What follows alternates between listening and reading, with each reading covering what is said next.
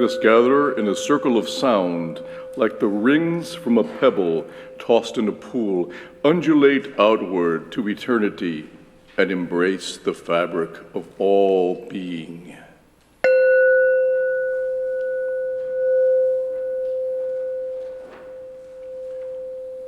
Now let us rise as we are able and sing together the gathering hymn 368, Now Let Us Sing.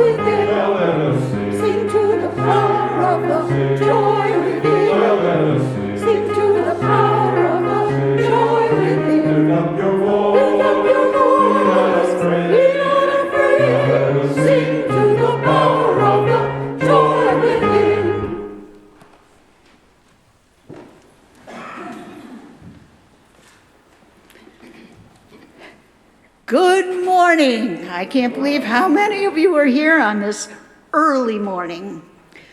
Welcome to Music Sunday. Welcome to Music Sunday. Welcome newcomers, members, and friends to our worship service at Central Unitarian Church. My name is Susan Gempler, choir member and the worship associate for this morning. CUC is an inclusive community which embraces diversity and identity, expression, and spiritual belief. Many of our members and friends find inspiration, hope, and renewal with us. We hope that you find something meaningful about our service today. If you are visiting us in person, please be sure to say hello to one of our welcome hosts. This morning hosts are Denise Adams, Winsome Demetrius, Sia, and Sammy. And if you're visiting us online this morning, we invite you to sign our guest book by providing us with your name and your contact information. The link for the guest book has been provided in the chat at the bottom of your screen.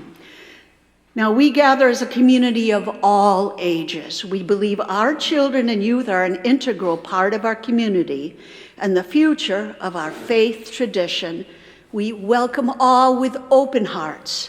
We recognize that our bodies and our minds and our spirits require different ways of paying attention, and it differs from person to person. We strive to support each other in creating a space that works for as many of us as possible. Silence and stillness are not really our goal, but instead we aim to support each other in enjoying our time together as a community. We are grateful for all those helping to make this service happen, including my fellow choir members, our guest speaker and choir master, René Galván, our music director, Matt Anderson, fellow musician, John Freund, Holly Hep Galván, and Phil Sosinsky and Allison Sosinsky, who are behind the scenes once again, running the show and our tech. We invite you to stay after service for coffee, conversation, and connection in the same space. As we prepare to begin our service this morning, we ask those in person to please silence your electronic devices. For those of you online, we encourage you to have your own chalice ready to light as when we light our chalice here in the worship space. I have several announcements. Number one, there's going to be a Passover Seder at CUC. It returns to CUC on Saturday, April 15th at 6 p.m. in the Assembly Room. The Seder is a ritual meal where the story of Passover, is shared with friends and family. All CUC members are welcome to attend and are encouraged to participate by bringing a side dish or salad or dessert. Registration information will be distributed in the coming weeks. We are also going to have a parking lot sale now that it's spring. So it's like a rummage sale. It's going to be on Saturday, May 20th between 9 and 3. So get your stuff together and get it ready and contact Monica Marcheterre if you plan to participate.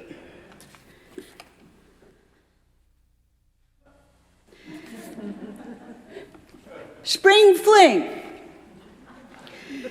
The auction will be virtual again this year from April 22nd through April 29th.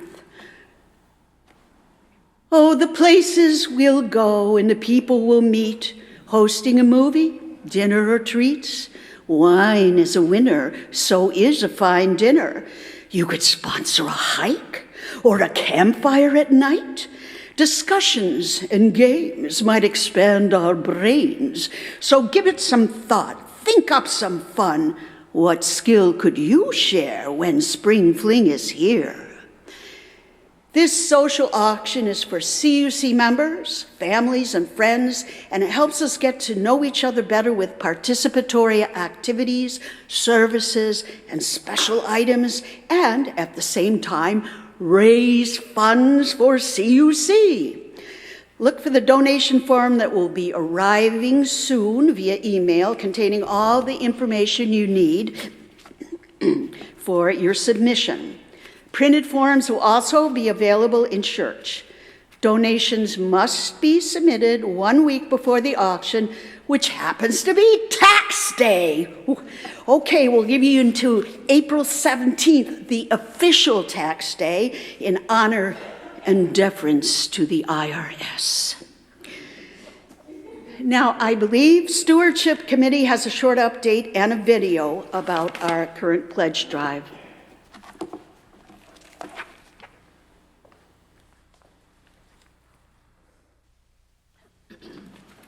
Good morning, everyone. My name is Janice Pavita. I'm currently serving as your controller as well as a member of the stewardship team. The bad news is I'm not going to sing and I don't have a hat. And Susan is a pretty difficult act to follow. This is just boring old numbers. But the good news is, no, it's okay, really. I don't want to mess up the coif. The good news is that we're over a third of our pledge units, so 38 out of 102 pledges have been received, and we have passed the halfway mark already, and it's only been a few weeks. So we are greatly looking forward to hearing from the rest of the 2/3 of you. We know that this is a tough time. We know there's a lot of uncertainty and a lot of anxiety, but really we need you and we need to keep going forward. So let's all join in. Thank you so much.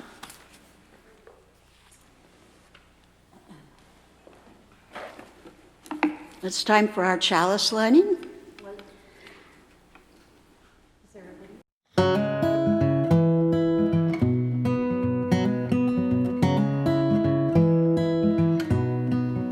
I mean, using the last year as an example, right? Different people have different priorities regarding what's a practical decision and what's an emotional decision. And both of those things need to have their play here. A really concrete example of that will be, I'm as someone that's heavily involved in music at this church, we have 2 pianos.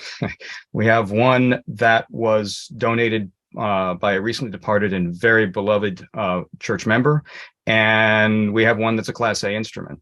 And we might not have to decide between the two of them. It all depends on where we end up and what is needed there.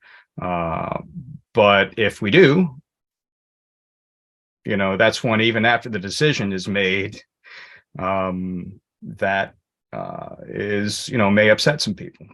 There's something about the ritual of having to go through a change that can help engender either a change within a person or a change within a culture. And I'm excited because we've been hung up on this building for so long. That's where my hope lies with this, that we will see this as the opportunity that it really is to reinvent ourselves in a way that would have been really, really difficult, walking into the same place every day, dealing with the same literal overhead issues that we were dealing with.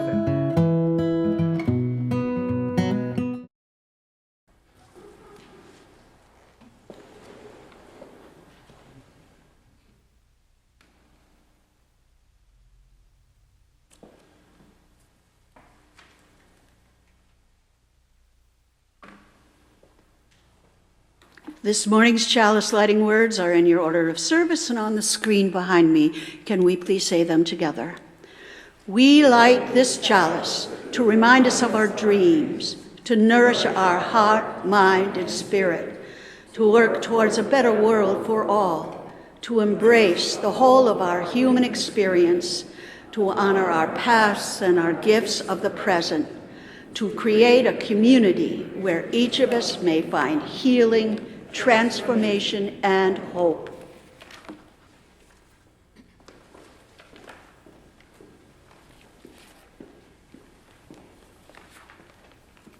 Good morning.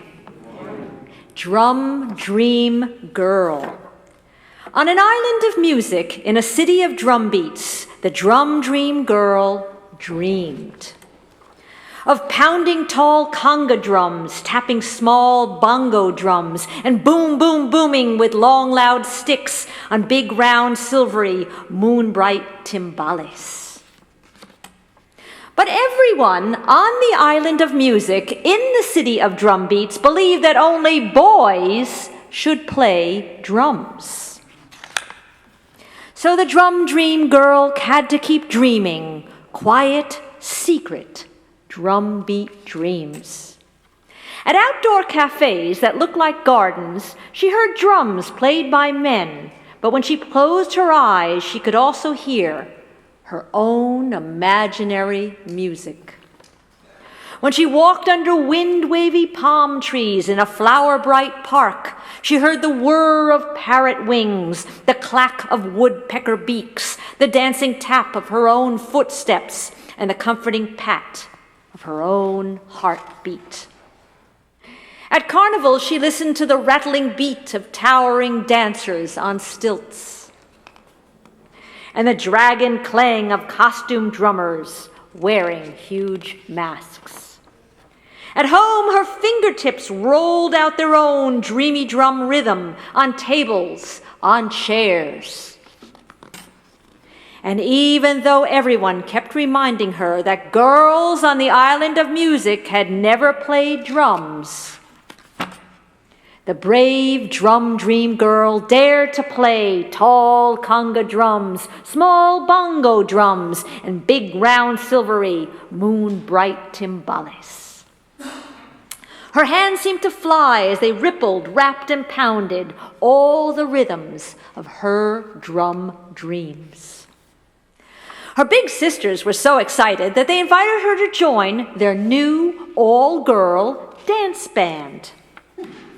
But their father said only boys should play drums. So the Drum Dream Girl had to keep dreaming and drumming alone. Until finally, her father offered to find a music teacher who could decide if her drums deserved to be heard. The Drum Dream Girl's teacher was amazed. The girl knew so much, but he taught her more and more and more. And she practiced and practiced and practiced. Until the teacher agreed that she was ready to play her small bongo drums outdoors at a starlit cafe that looked like a garden, where everyone who heard her dream-bright music sang and danced and decided that girls should always be allowed to play drums, and both girls and boys should feel free to dream. The end.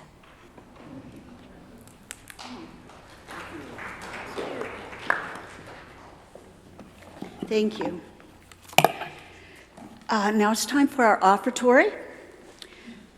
We give because we love this place. We give because it's needed. We give because we support each other. We give to further the causes CUC supports. We give in furtherance of our activities, our education, and our children. We give whatever we can, whatever form, in the name of love. If you are capable of making a financial contribution today, your gift will help ensure that CUC continues to be a vital part of our lives and of our community. Our offering will now be gratefully received.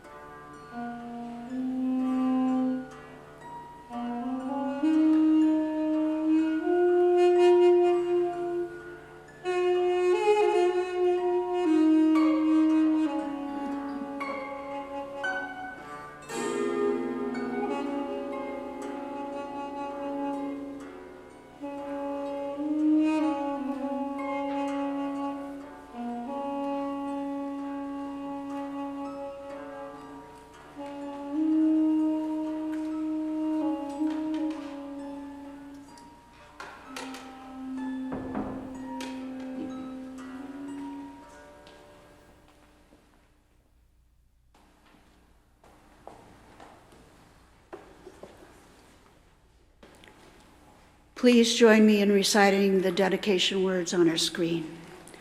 We dedicate these gifts in service of our mission to welcome all into a home of spiritual diversity that challenges us to become our best selves, to minister to one another in love, and to serve the greater community.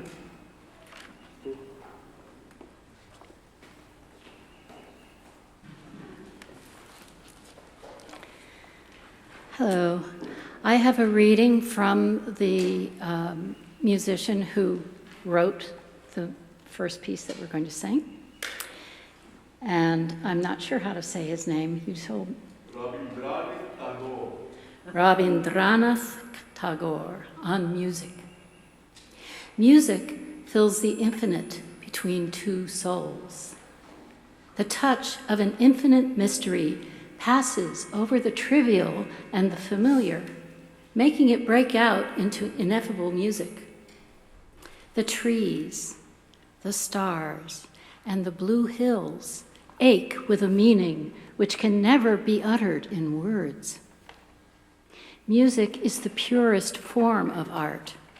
Therefore, true poets seek to express the universe in terms of music. The singer has everything within him. The notes come out of his very life. They are not materials gathered from outside. Melody and harmony are like lines and colors in pictures. A simple linear picture may be completely beautiful. The introduction of color may make it vague. and insignificant. Yet, color may, by combination with lines, create great pictures, so long as it does not smother and destroy their value. The world speaks to me in colors. My soul answers in music.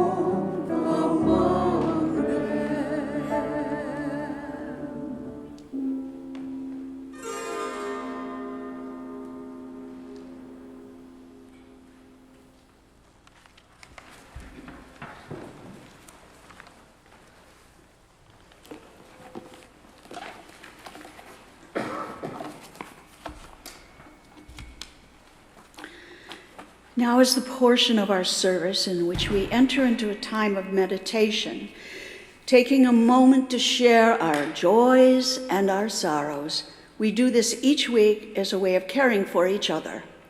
We do not include this segment in our service recording. This will allow us to share our joys and sorrows within the space of those gathered here without publicly sharing them on the internet with the rest of the recorded service. We invite you to share the joys and sorrows you hold in your heart today. If you are online, you may do so in the chat for the service at the bottom of your screen. Those of you here in person may have already lit a candle and submitted a joy or sorrow, which I will read. And we will offer a moment for those here to share out loud the names of those you are holding space in your heart today. So let us quiet ourselves in order to enter that holy space of listening and breathing in a breath of life and breathing out a breath of peace. May we hold all these joys and all these sorrows, both spoken and unspoken, in our hearts while we enter into a moment of silence.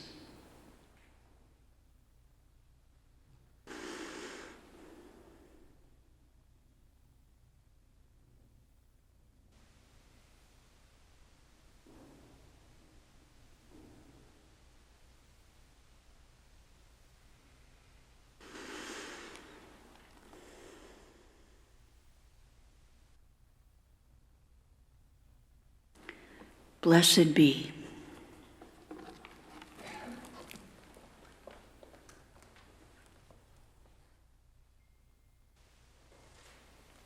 The song is called The Ballad of the Sad Young Men, and it's from the first album by Roberta Flack, which was the hippest album in my parents' collection. And it was in my consciousness since I was about 6 or 7. And this song in particular. And since then, I have tried very hard to stop being a sad young man and tried to avoid becoming a sad old man. And I rediscovered this song a couple years ago when I fixed my turntable and I put it on. And when it came on, it just opened up some stuff.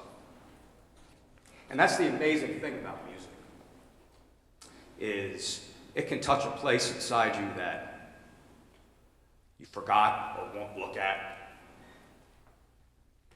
And it's nice to know that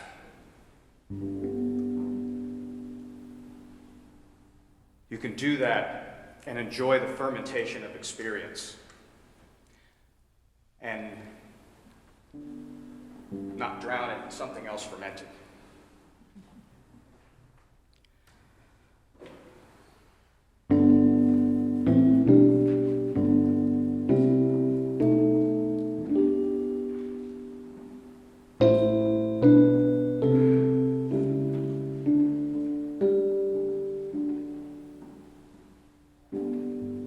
Sing a song of sad young men,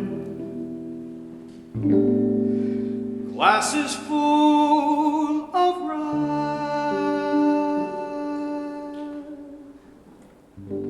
All the news is bad again. Kiss your dreams goodbye.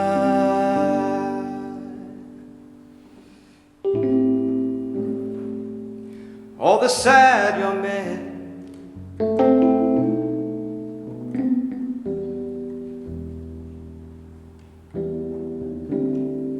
sitting in the bars,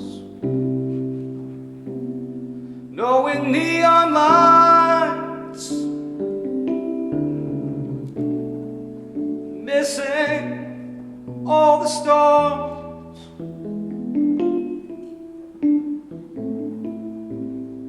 All the sad young men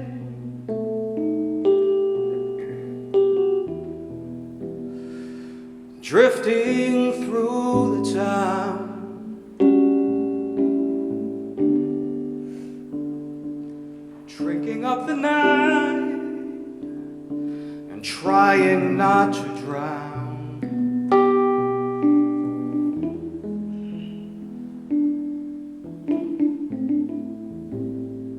All the sad young men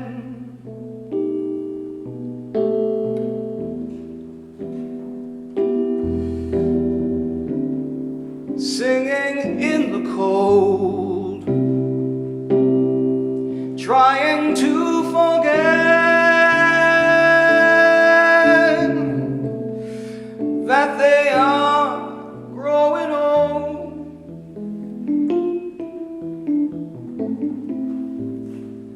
All the sad young men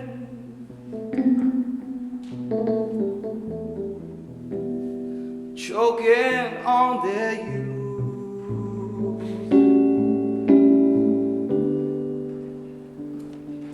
trying to be brave and running from the truth.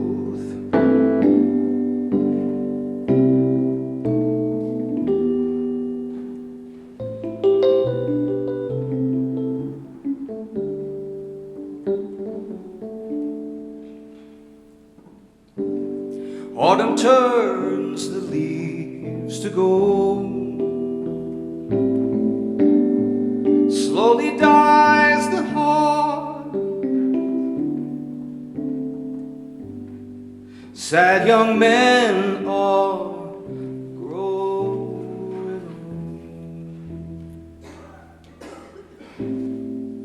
That's the cruelest part.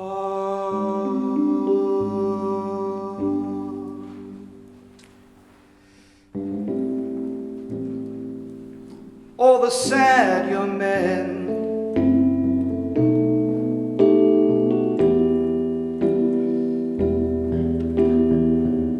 well, they seek a certain smile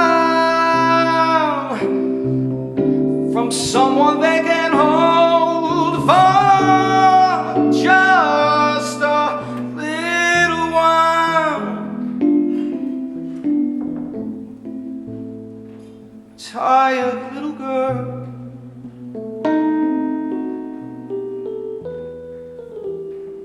she does the best she can.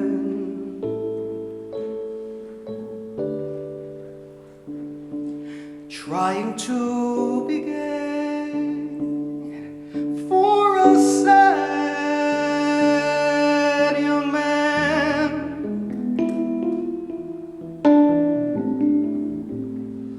while a grimy moon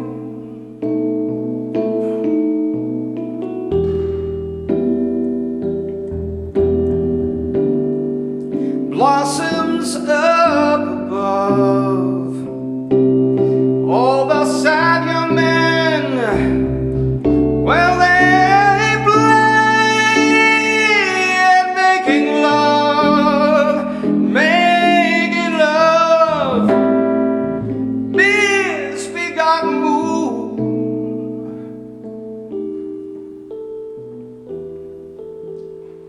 Shine for sad young men.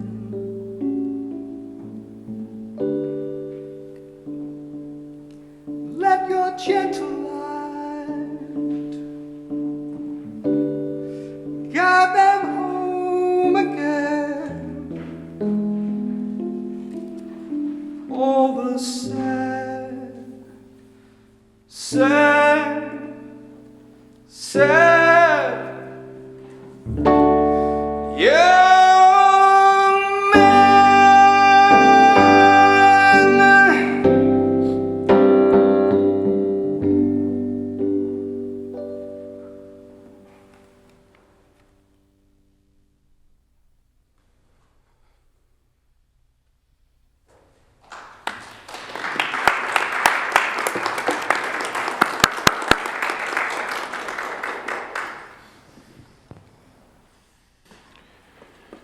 From the Time of Our Singing by Richard Powers. Silence falls, erasing the separateness. Then the silence gives way to its only answer. This is the first public concert I will ever remember hearing. Nothing I've already lived through prepares me for it. It runs through and rearranges me. I sit at the center of a globe of sound pointing me toward myself. It doesn't occur to me at the age of 7 that a person might luck upon such a song only once a lifetime, if ever. I know how to tell sharp from flat, right singing from wrong, but I haven't yet heard enough to tell ordinary beauty from the unique beauty that may only visit once in a lifetime. There is a sound like the burning sun, a sound like the surf of blood pumping through my ears. The women start by themselves, their note as spreading and dimensionless as my father says the present is.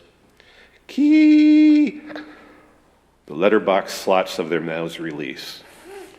Just the syllable of glee that little Ruth made before we persuaded her to learn to talk. The sound of a simple creature startling itself with praise before settling in for the night. They sing together, bound at the core for one last moment before everything breaks open and is born. Everywhere in the awakened air, in a shower of staggered entrances, I hear the first phrase, keyed up, melted down, and rebuilt.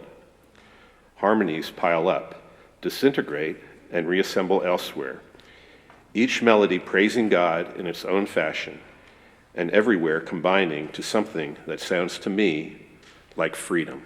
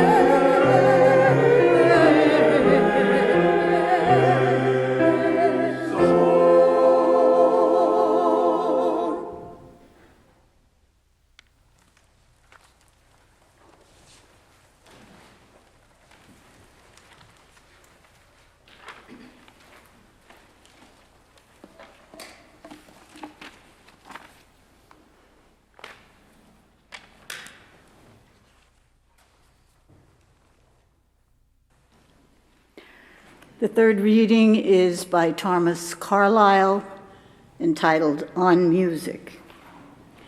Music is a kind of inarticulate, unfathomable speech which leads us to the edge of the infinite and impels us for a moment to gaze into that.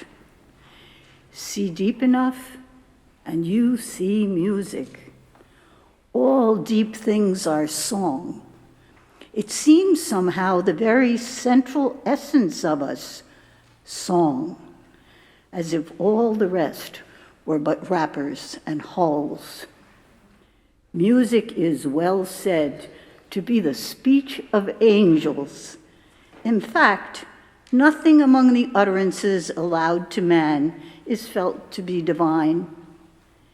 It brings us near to the infinite.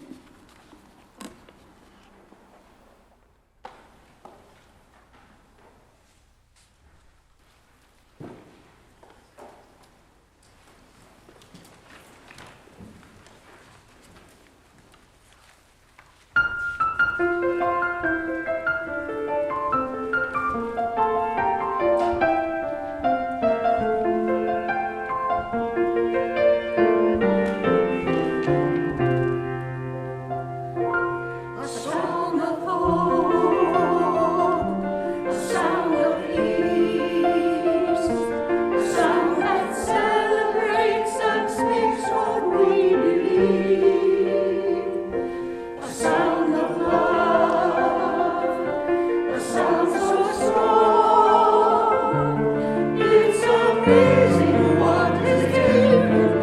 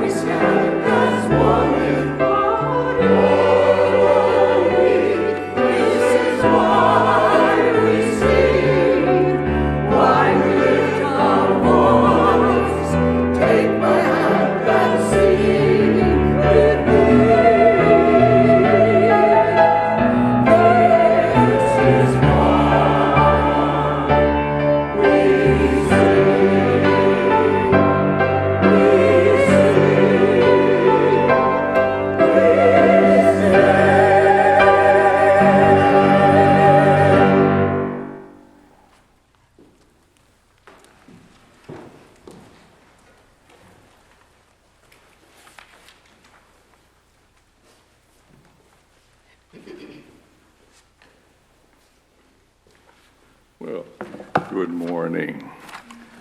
And here we are again. So much to tell you, but I have to do just a bit today. Why we sing. My first recollection of any music dates from the first days I experienced the world. The soulful paean of the morning dove, the chorus of grackles, and the fleeting horn of a train in the distance. All these sounds processed through a trio of exquisite bones in my inner ear, through a lattice of sensitive cilia in the winding conch, and passed through the primitive brain to the frontal lobes. Of our own species, I remember the nocturnes of Chopin echoing across the unfinished concrete floor of my parents' apartment in Uvalde, Texas. I believe these early sensations formed my individualistic neural pathways, determined my way of encountering the world, and so it is with all of us in one way or another. Like the author Richard Powers, whose work we heard in the second reading at the age of 7, I had a seminal experience with choral music when I was a child. The choir just performed the very piece that Powers referenced in the novel, the Kyrie from William Byrd's Mass for Four Voices. But I remember hearing a performance of Vivaldi's Gloria in the cavernous Evans Auditorium at my father's university. The choir at Texas State had a national reputation for excellence, and I would later sing in the top ensemble there and conduct that group as well. But in particular, the last movement of the cantata stayed with me, the fugue Cum Sancto Spiritu, as each voice entered in an energetic cascade. The same technique is employed in the slower Kyrie you just heard. I dare say that I remained inspired for the rest of my life. For more than 50 years as a professional, yes, I began directing a cathedral chorus when I was 14. I've questioned and examined the practice of collective music making. Why is it so important to us? From its rudimentary origins in Pleistocene caverns, we have constructed massive temples of sound all over the world, from Carnegie Hall to Covent Garden. The great cathedrals were actually built for sound. Most of these structures feature choirs. The avocational singer dedicates at least one evening per week to be involved. For the professional, a lifetime of sacrifice and discipline. Notwithstanding, anthropologists and neurologists find the adaptation toward music so improbable, some insisting that it is an evolutionary accident. But the human voice, both in the production of language and singing, is a complex process which involves an apparatus consisting of the lungs, the throat, the vocal folds, the mouth, lips, and tongue, not to mention the neurological complex. We are able to vocalize thousands of different sounds because as our ancestors diverged from other simians, our necks grew longer, our mouths and our tongues grew smaller and more able to manipulate specific shapes in order to produce sounds more refined than grunts. For example, chimpanzees, our closest relatives, have the same physical components, but that large mouth gets in the way. It's just, that's mostly what they can do if you've ever listened to them for any length of time.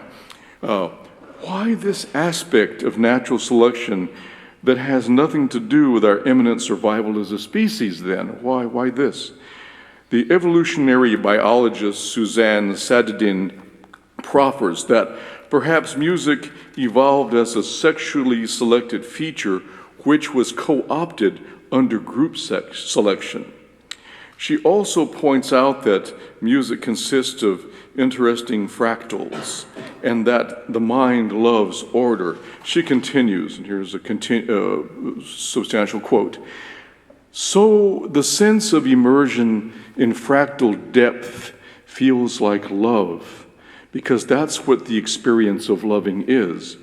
And when we encounter an audible fractal process that happens to stimulate our brains with a perfectly culturally attuned interweaving of familiar and foreign, self and other, we willingly immerse ourselves in it. Well, that's a lot. Yet, I must return to the words of Rabindranath Tagore, which we heard earlier. He says, "The touch of an infinite mystery passes over the trivial and the familiar, making it break into ineffable music. The trees, the stars, and the blue hills ache with a meaning which can never be uttered in words." As I wrote this reflection, a mourning dove was singing outside my window, just as one had during the earliest days of my life.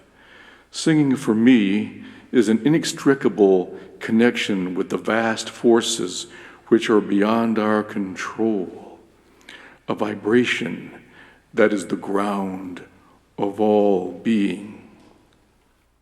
Now, if you will indulge me, I think as I wrote this and thought about this week, I finally made sense of the first poem in Rilke's Sonnets to Orpheus after living with these poems in German and in English for many years now. And it dawned on me, and I won't explain it, I'll simply read it. And this is the very first one. Da stieg ein Baum, o reine Übersteigung, o Orpheus singt, o hör Baum in Ohr. No, English, I'm sorry. A tree ascended there.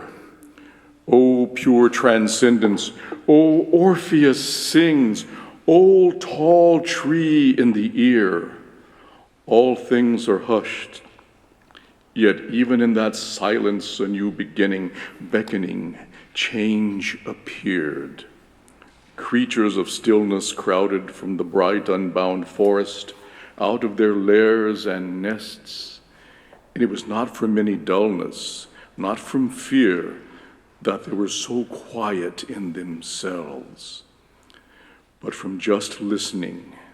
Bellow, roar, shriek seemed small inside their hearts, and when there had been at most a makeshift hut to receive the music, a shelter nailed up out of their darkest longing, with an entryway that shuddered in the wind, you built a temple deep inside their hearing. And so it is, my friends. Now, let us rise as we're able and sing together hymn 159, This Is My Song, and John has a special accompaniment devised for us.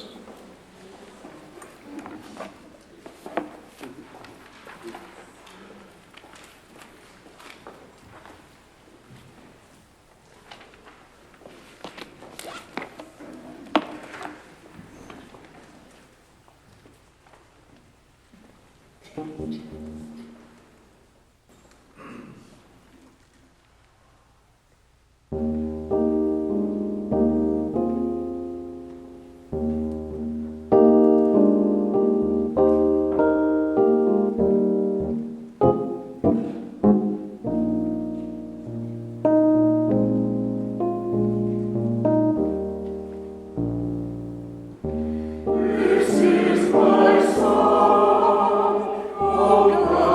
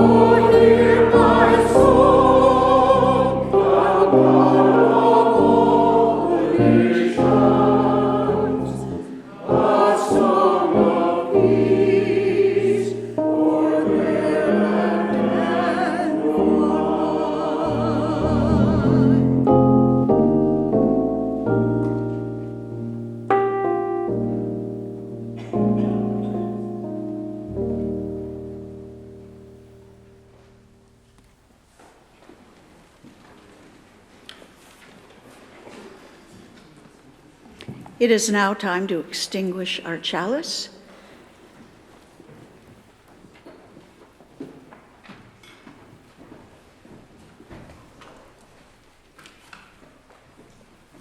Please join me in reciting the words up on the screen. We extinguish this chalice flame. Here we go. Restart. Okay. We extinguish this chalice flame, but not our promise to each other, to act with grace, to hold each other in love, to serve this community and our world. This promise of the heart serves as a reminder of how we live together. May it bring joy to our collective lives.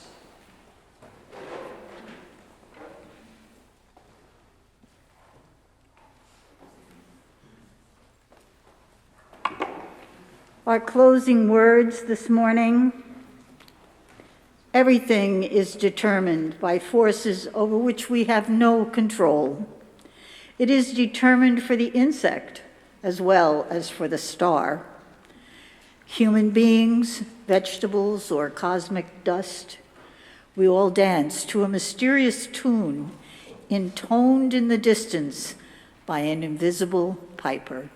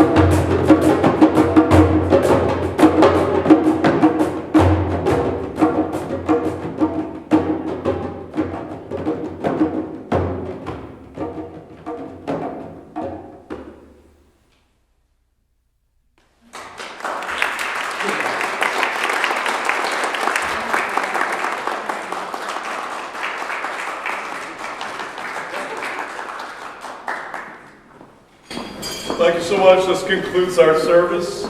Let us enjoy I guess there's coffee.